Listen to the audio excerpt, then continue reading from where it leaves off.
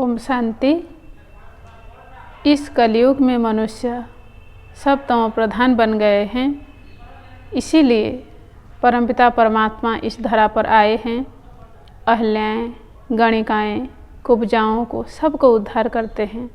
इसका मतलब ये है, जो ज्ञान के अंधे हैं उसको अंधा कहते हैं, जिनके पास ज्ञान नहीं होता है।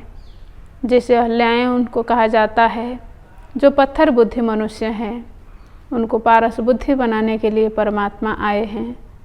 और जो कुब्जाएँ हैं, कुब्जाएँ मतलब जो असुंदर है, असुंदर का ये नहीं है कि शरीर की असुंदरता, लेकिन ये आत्मा में जो खाद पड़ गया है, काला बन गया है, तब असुंदर हो गया है।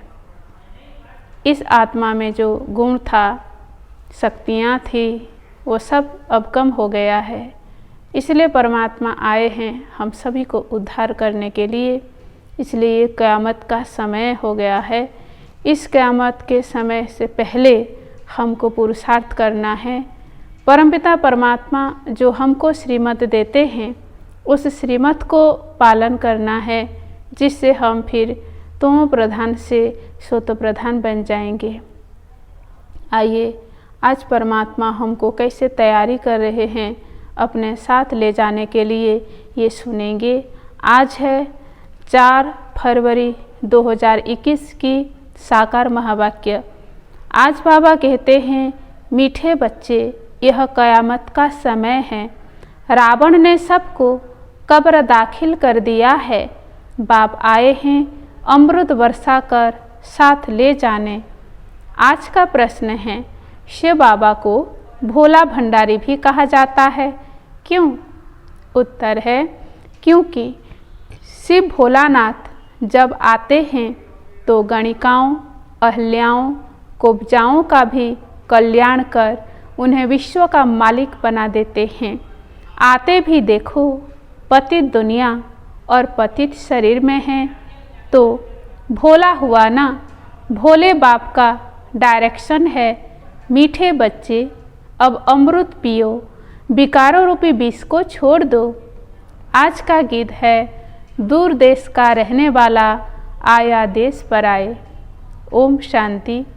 रूहानी बच्चों ने गीत सुना, अर्थात रूहों ने इस शरीर के कान कर्मेंद्रियों द्वारा गीत सुना।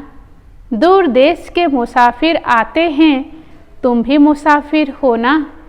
जो भी मनुष्य आत्माएं हैं वह सब मुसाफिर हैं। आत्माओं का कोई भी घर नहीं है। आत्मा है निराकार, निराकारी दुनिया में रहने वाली निराकारी आत्माएं हैं।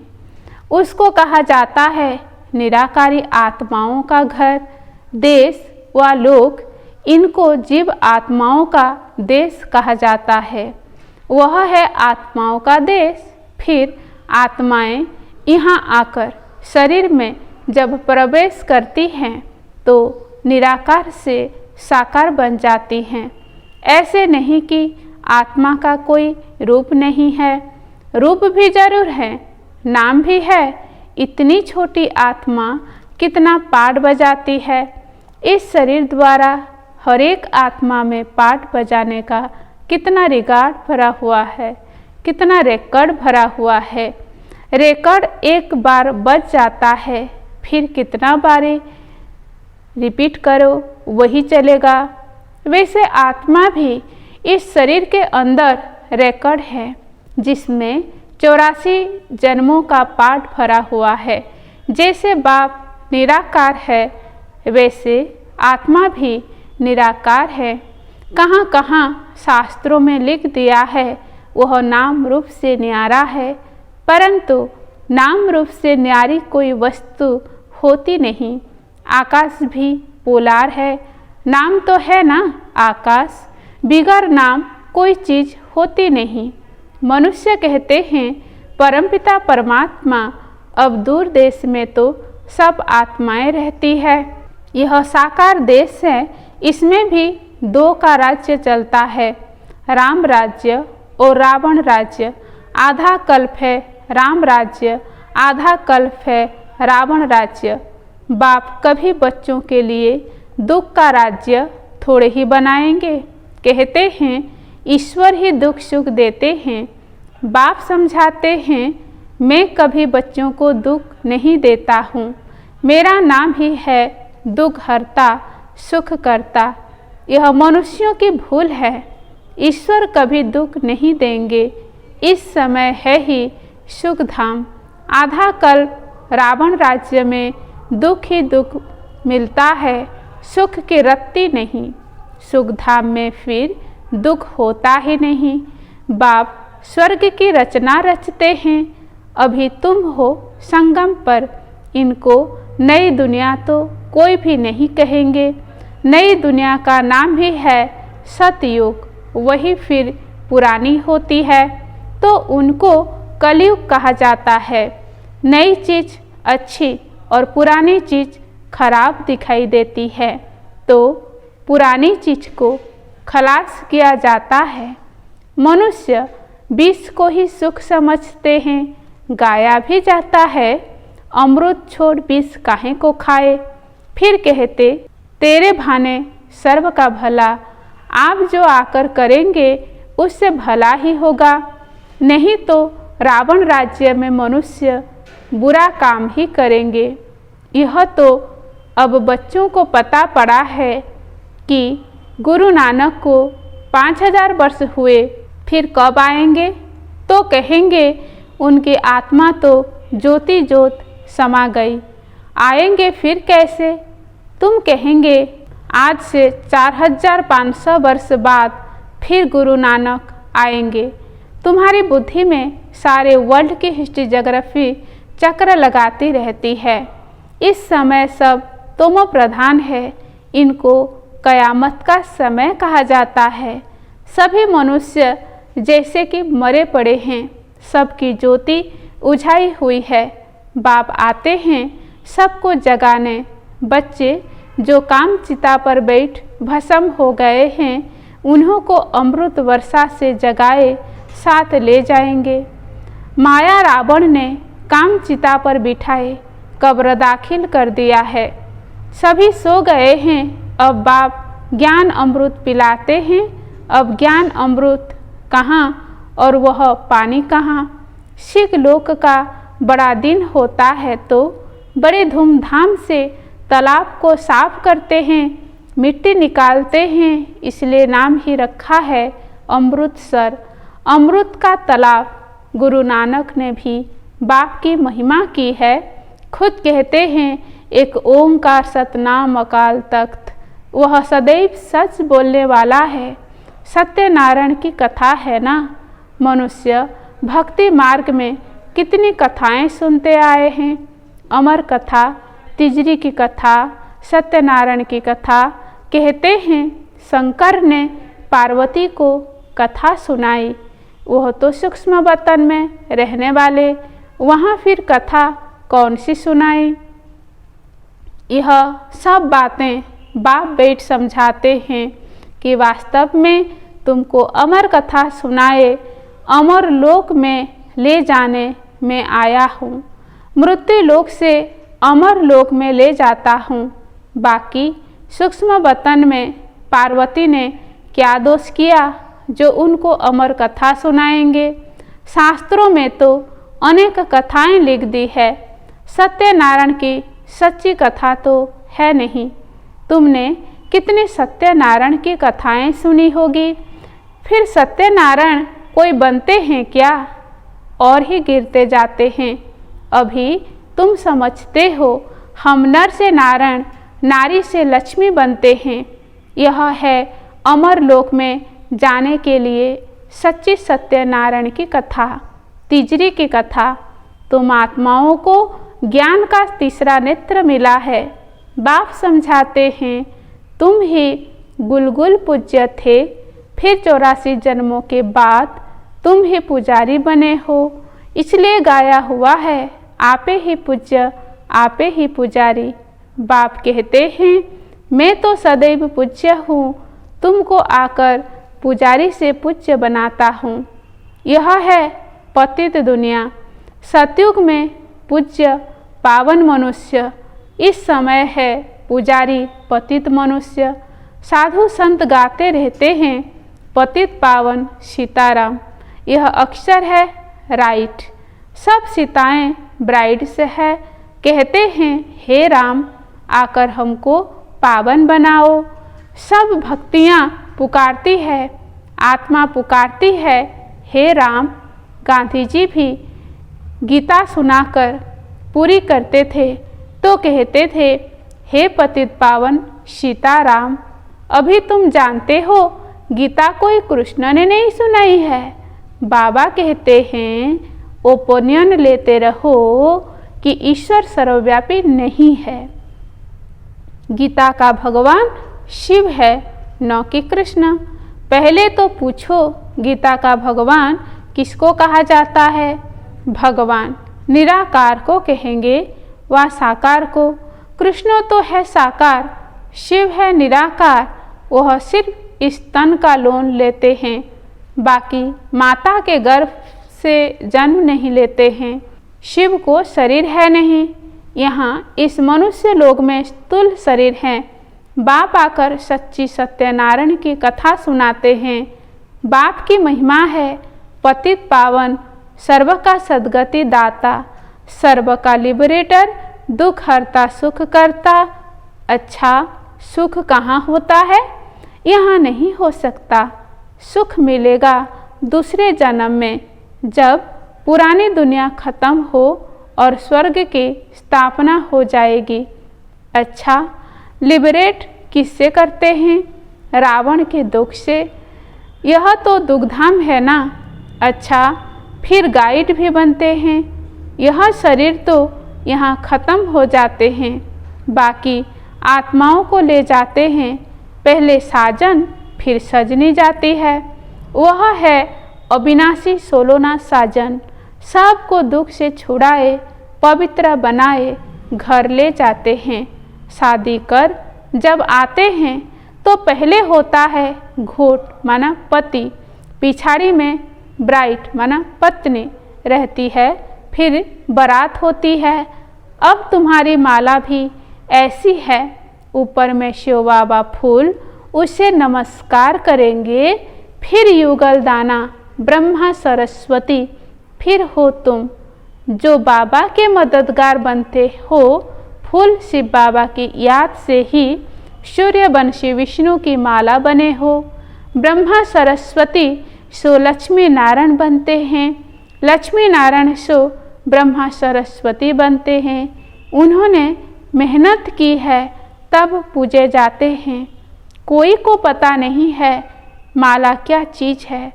ऐसे ही माला फिरते रहते हैं। 16,108 की भी माला होती है, बड़े बड़े मंदिरों में रखी होती है। फिर कोई कहाँ से खींचेंगे। बाबा बम्बे में लक्ष्मी नारायण के मंदिर में जाते थे, माला जाकर फेरते थे, राम राम जपते थे, क्योंकि फूल एक ही बाप है ना। फूल को ही राम राम कहते हैं। फिर सारे माला पर माथा टेकते हैं। ज्ञान कुछ भी नहीं है। पादरी भी हाथ में माला फिरते रहते हैं। पूछो किसकी माला फिरते हो? उनको तो पता नहीं है। कह देंगे क्राइस्ट की याद में फेरते हैं। उनको यह पता नहीं है कि क्राइस्ट की खुद आत्मा कहाँ है। तुम जानते हो क्राइस्ट की आत्मा अब तुम प्रधान है। तुम भी तुम प्रधान बेगर थे, अब बेगर टू प्रिंस बनते हो। भारत प्रिंस था, अभी बेगर है, फिर प्रिंस बनते हैं। बनाने वाला है बाप। तुम मनुष्यों से प्रिंस बनते हो। एक प्रिंस कॉलेज भी था जहाँ प्रिंस प्रिंसेस जाकर पढ़ते थे। तुम यहाँ पढ़कर 21 जन्म लिए स्वर्ग में प्रिंस प्रिंसेस बनते हो।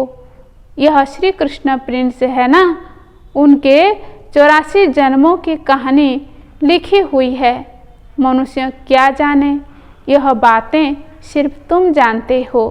भगवानुवाच वह सबको फादर है, वह सबका फादर है, तुम गॉडफादर से सुनते हो, जो स्वर्ग की स्थापना करते हैं, उसे कहा जाता है सचखंड। यह है झूठखंड। सचखंड तो बाप स्थापन करेंगे, झूठखंड रावण स्थापन करते हैं। रावण का रूप बनाते हैं, अर्थ कुछ भी नहीं समझते हैं। किसको भी पता नहीं है कि आखिर भी रावण है कौन। जिसको मारते हैं फिर निंदा हो जाता है।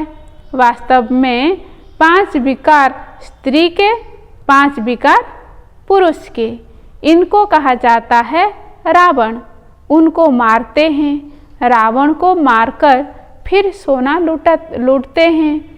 तुम बच्चे जानते हो, यह है कांटों का जंगल। बॉम्बे में बबुलनाथ का भी मंदिर है। बाप आकर कांटों को फूल बनाते हैं। सब एक दो को कांटा लगाते हैं, अर्थात काम कटारी चलाते रहते हैं। इसीलिए इसको कांटों का जंगल कहा जाता है। सत्युग को गार्डन ऑफ अल्लाह कहा जाता है। वही फ्लावर्स कांटे बनते हैं, फिर कांटों से फूल बनते हैं। अभी तुम 5 विकारों पर जीत पाते हो। इस रावण राज्य का विनाश तो होना ही है। आखिर बड़ी लड़ाई भी होगी। सच्चा दशहरा भी होना है। रावण राज्य ही खलास हो जाएगा। फिर तुम लंका लूटेंगे। तुमको सोने के महल मिल जाएंगे। अभी तुम रावण पर जीत प्राप्त कर स्वर्ग के मालिक बनते हो। बाबा सारे विश्व का राज्य भाग्य देते हैं। इसीलिए इनको शिव भोला भंडारी कहा जाता है। गणिकाएं, अहल्याएं, कुब्जाओं सबको बाप विश्व का मालिक बनाते हैं। कितना भोला है। आते भी हैं पतित पावन दुनिया में, पतित शरीर में। बाकी जो स्वर्ग के लायक नहीं है, वह विष पीना छोड़ते ही नहीं। बाप कहते हैं, बच्चे अभी यह अंतिम जन्म पावन बनो। यह तुमको आदि मध्य अंत दुखी बनाते हैं। क्या तुम इस एक जन्म के लिए विष पीना नहीं छोड़ सकते हैं? नहीं छोड़ सकते हो विष पीना? मैं तुमको अमृत पिलाकर अमर बनाता हूँ, फिर भी तुम पवित्र नहीं बनते हो। विष बिगर, सिगरेट शराब बिगर रह नहीं सकते हो। मैं बेहद का बाप तुमको कहता हूँ, बच्चे इस एक जन्म के लिए पावन बनो, तो दूसरे स्वर्ग के मालिक बनाऊंगा, तो तुमको स्वर्ग का मालिक बनाऊंगा। पुरानी दुनिया का विनाश और नई दुनिया की स्थापना करना यह बाप का ही काम है। बाप आया हुआ है सारे दुनिया को दुख से लिबरेट कर सुखधाम शांतिधाम में ले जाने। अभी सब धर्मों विनाश हो जाएंगे। एक आदि सनातन देवी देवता धर्म की फिर से स्थापना होती है। ग्रंथ में भी परमपिता परमात्मा को अकाल मूर्त कहते हैं। बाप है महाकाल, कालों का काल। वह काल तो एक दो को ले जाएंगे, अभी तो सभी आत्माओं को ले जाऊंगा। इसीलिए महाकाल कहते हैं। बाप आकर तुम बच्चों को कितना समझदार बनाते हैं। अच्छा, मीठे मीठे सिकिलधे बच्चों प्रति माता पिता बाप दादा का याद प्यार और गुड मॉर्निंग। रूहानी बाप की रूहानी बच्चों को नमस्ते। हम बच्चों की तरफ से भी रूहानी माता पिता बाप दादा को याद प्यार और गुड मॉर्निंग और नमस्ते नमस्ते नमस्ते। धारणा के लिए मुख्य सार है। पहला पॉइंट है, इस अंतिम जन्म में विष को त्याग अमृत पीना और पिलाना है। पावन बनना है। कांटों को फूल बनाने की सेवा करनी है। दूसरा पॉइंट है, विष्णु के गले की माला का दाना बनने के लिए बाप की याद में रहना है। पूरा मददगार बन बाप समान दुख हरता बनना है। आज का वरदान है, ड्रामा की ढाल को सामने रख खुशी की खुराक खाने वाले सदा शक्तिशाली भव। आज बाबा ने सदा शक्तिशाली भव का वरदान दिया है। ध्यान से सुनेंगे, ये वरदान का विस्तार है।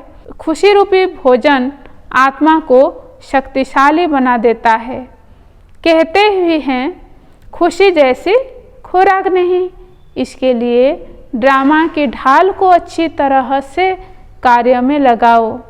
यदि सदा ड्रामा की स्मृति रहे तो कभी भी मुरझा नहीं सकते, खुशी गायब हो नहीं सकती, क्योंकि यह ड्रामा कल्याणकारी है।